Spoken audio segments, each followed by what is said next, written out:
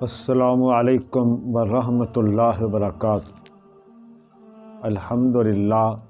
الحمدللہ وکفا والصلاۃ والسلام علی من لا نبی بعد، فاعوذ باللہ السمیع العلیم من الشیطان الرجیم، بسم اللہ الرحمن الرحیم۔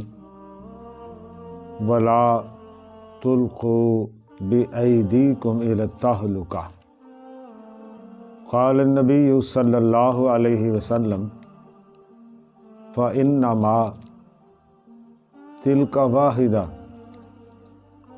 فرجیہا ان شئت۔ میرے محترم بھائیوں،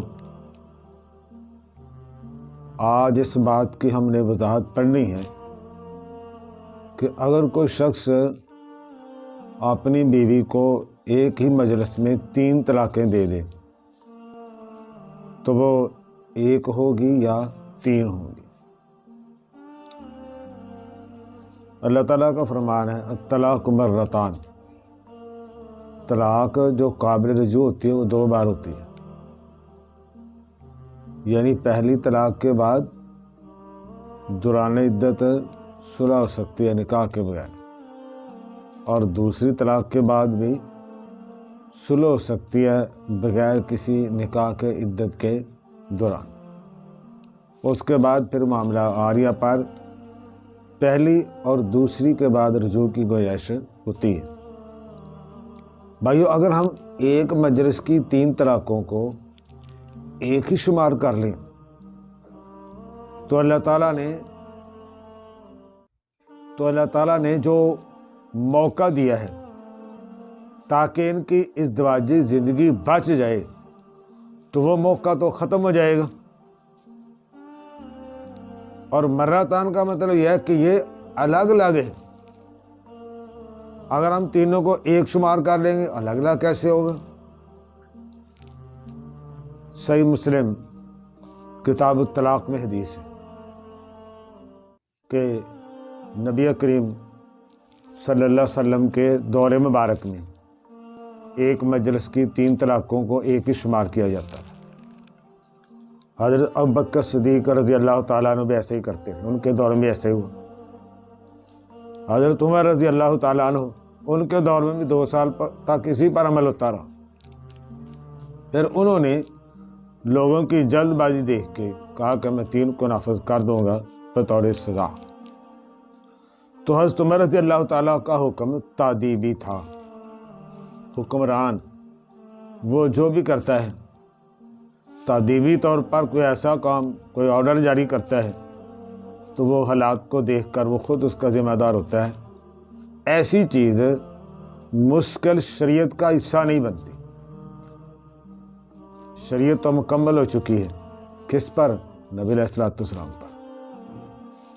تو جو طریقہ نبی علیہ السلام کے دور کے اندر ہوتا رہا، کیا ہی بہتر ہے کہ ہم اس کو اپنائیں تاکہ ازدواجی زندگی ختم ہونے سے بچ جائے۔ میرے بھائی دیکھو، اگر ایک بندہ ایک رات میں 6 گھروں میں چوریاں کرتا ہے اور اگلے دن وہ پکڑا جاتا ہے تو کتنے ہاتھ کاٹو گے اس کے؟ اس کا ہاتھ ہی 2 ہے۔ ویسے تو آج کل ہمارے ہاں چوروں کے ہاتھ کاٹنے کا ہم سوچ بھی نہیں سکتے، یہاں تو چور چودھری بن جاتا ہے، ہاتھ تو دور کی بات ہے کاٹنا۔ بہرحال ایک مجلس کی 3 طلاقوں کو ایک ہی شمار کیا جاتا تھا، ایسا ہی کرنا چاہیے۔ مسند احمد میں حدیث ہے، ابو داؤد میں ہے، ترمذی شریف میں ہے کہ ابو رکانہ نے اپنی بیوی کو طلاق دے دی رضی اللہ عنہ۔ پھر پریشان ہوئے، نبی علیہ السلام کے پاس آئے۔ آپ نے کہا بھی کیسے دی تھی؟ ایک ہی مجلس میں؟ ہاں جی، ایک ہی مجلس میں۔ اب وہ ایک ہے، اگر تو چاہتا ہے تو رجوع کر لے۔ تو اس سے معلوم ہوا کہ ایک مجلس کی 3 طلاقیں دی گئیں، وہ ایک ہی ہے، قرآن مجید کی تعلیم کے مطابق ہی ایک ہی ہے، اور نبی علیہ السلام کی سیرت طیبہ اور آپ کے دور مبارک کے مطابق ہی ایک ہے۔ شرع ہم اس کو ایک ہی شمار کریں گے، اگر ہم اس کو 3 شمار کر لیتے ہیں، اللہ کی طرف سے دی گئی رخصت گنجائش وہ ختم ہو جاتی ہے۔ اور اللہ کی طرف سے دی گئی گنجائش ختم کرنا اچھی بات نہیں، تاکہ لوگوں کی ازدواجی زندگی بچ جائے۔ ہاں یہ بات ضرور ہے کہ 3 طلاق کے اکٹھی دینا جاہلانہ طریقہ ہے، یہ اجر پن ہے اور اسلامی تعلیمات کے جو ہے نا وہ نہ سمجھنے کا نتیجہ ہوتا ہے، لیکن وہ ایک ہی شمار کی جائیں تو یہ کتاب و سنت کے زیادہ قریب ہے۔ وآخر دعوانا ان الحمد للہ رب العالمین۔